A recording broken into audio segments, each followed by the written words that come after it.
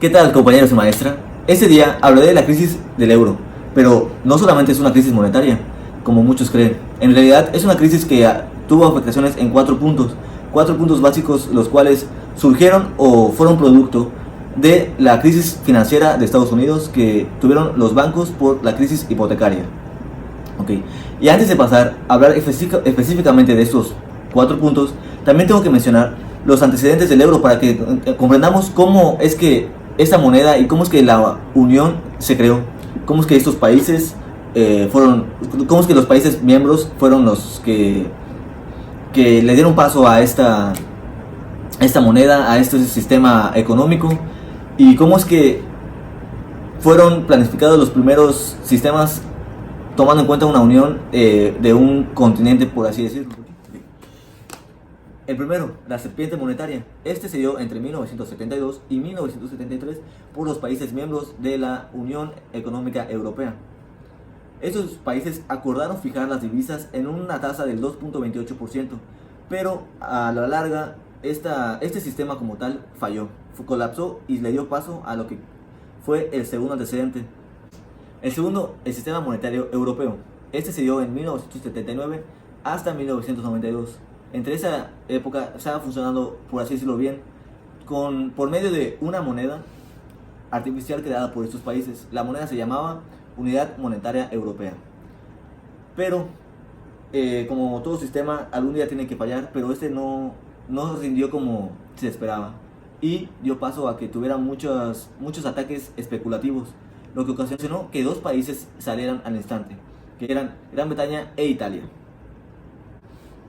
Y fue en 1992, con la salida de los países ya mencionados, que el economista Delors propuso un nuevo sistema unificador, el cual contenía tres pilares fundamentales, propuestos en el Tratado de Maastricht en 1991 y 1992. Ahora, uno de los pilares fundamentales era la inclusión de la Comunidad Europea, con su abreviación CE, que esa era una unión tanto económica como monetaria.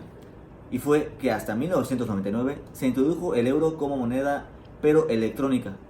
Y ya hasta 2002 fue que el euro entró como moneda de curso legal de las naciones pertenecientes a esta unión. Ok, ahora, para pertenecer a esta unión se tienen que considerar o cumplir cuatro puntos fundamentales, cuatro criterios. El primero era que el índice de inflación no sea mayor al 1.5 promedio de los tres países con mejor puntuación. La segunda, tasas cambiarias dentro del EMS durante 2 años. El tercer punto o tercer criterio es que las tasas nominales a largo plazo no sean mayor al 2% de las tasas de los países con mejor promedio. Y el cuarto, que fue con el que muchos países sufrieron y tuvieron problemas para entrar, era que sus déficits presupuestarios no deberían ser superiores al 3% con respecto al PIB, y la relación de deuda-PIB no sea superior al 60%. Aquí muchos países tuvieron complicaciones, pero 3 de ellos lograron entrar, como quien dice. Italia y Bélgica.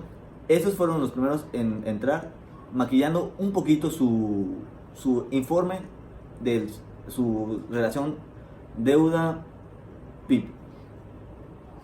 Lograron entrar sin problemas mayores, por así decirlo, a comparación de Grecia. Grecia igual sufría con este último punto, no lo cumplía, solo que ellos tuvieron que esperar hasta el 2004, que a pesar de que su tasa de deuda PIB sea mucho mayor al 60%, logró entrar maquillando un poquito más de lo que debería su informe a la Unión, lo cual le dejaron entrar, pero con igual unas ciertas condiciones. Pero este cuarto punto fue igual uno de los causantes de lo que es la crisis del euro. ¿Por qué?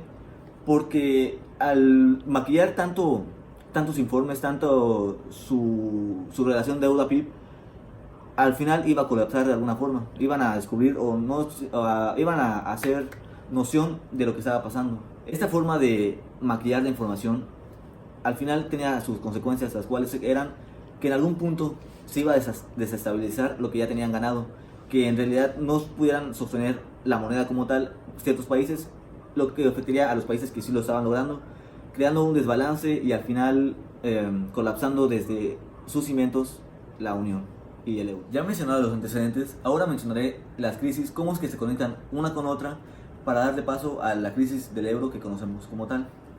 Ok, primero, el gasto público excesivo. Había un sobregasto entre las naciones que según tenían su deuda, su relación deuda-PIB estable, había un gasto excesivo en esas, y lo cual igual iba ocasionando que contagiaran a las demás naciones con su deuda, con su capacidad de no poder pagar estas. Ahora, habían muchos países, como mencionaba anteriormente, que maquillaban sus informes, su relación deuda-PIB, no la decían correctamente, pero fue que poco a poco se vio dando que cada vez más países no llegaban a ese porcentaje. Cada vez más países fallaban al poder conseguir ese 3% igual antes mencionado. No llegaban ni al 3% ni a la relación deuda-PIB, lo cual iba a afectar cada vez más la posibilidad del Estado de pagar a sí mismos sus deudas.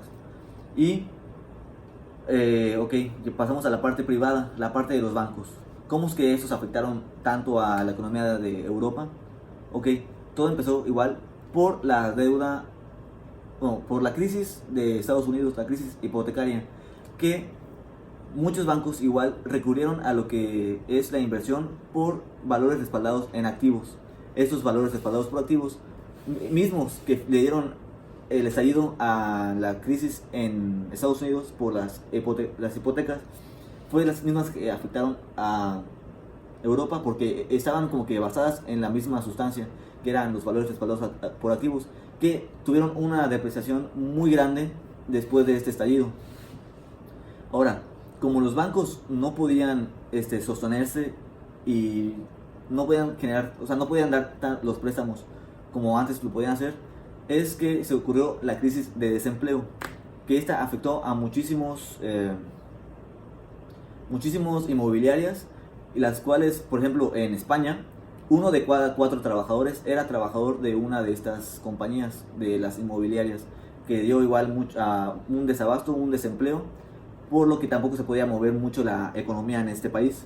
Y así como en España, había muchos otros que también sufrían por la crisis de los bancos, los cuales no podían financiar ya los préstamos que necesitaban, y así no podían haber una expansión en el mercado. En lugar de que siguiera creciendo la economía como hasta 2008 había estado en Europa, ese estallido hizo que de golpe bajaran mucho las ventas, el movimiento de economía, el flujo de dinero en estos países. Ahora, gracias a estos desabastos internos en cada país, hacía que la balanza de pagos entre países europeos sufriera un golpe igual muy fuerte.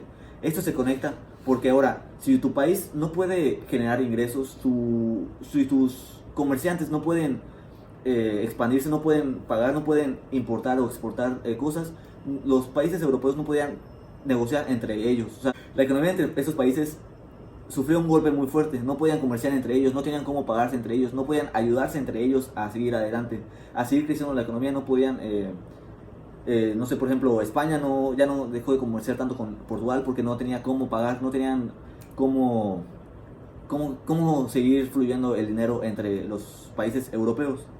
Ahora, como podemos ver, estas crisis, una por una, en sí afectaron muchísimo, pero juntas hicieron que sea tan notorio, tan fuerte la crisis del euro. Podemos ver que factorcitos es como un efecto dominó. Tiras una ficha y se van cayendo las demás. Así mismo pasó con las crisis de Europa. Cada una iba empujando otra, iba tirando la otra, hasta que se derrumbaron todas las fichas, la economía se fue en picada. Bueno, esto fue todo por el video. Muchas gracias por su atención.